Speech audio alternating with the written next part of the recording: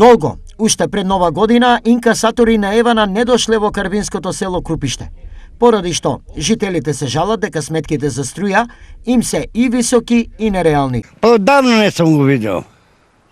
Не е дошол, а? Не. Однапред доваѓаше човекова, се што е работа, не знам. Па многу одамна. Доваѓаш, не сум го видела сега. Зимно време, повечко сме дома. Никако не е дошол. После от 3 месеца доваѓа. У последно време не. Не. Ова на нив им носи проблеми, бидејќи никогаш не знаат колку треба да платат, а полошото е што секогаш сметките според нив им се повисоки од потрошеното. Па не сам потрошила. Аха, колку што плакаш? Да. Од култура. Оти? Па дека знам, те така, дојде мере и сега некој пат повише, некој пат помалку дојде. Болерите и двата се исклучени, само по потреба. Арно, ама сумата е поголем. Епа.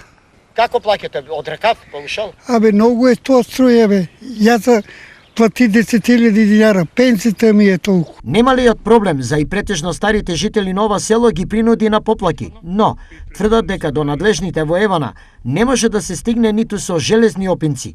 Згора на тоа, староста и болестите со неизе се пречка да одат и да се жалат. Не можем, ја болен човек, ја и борам се и пензијата да земам преку пошта, не може. Па дека кидам на 86 години?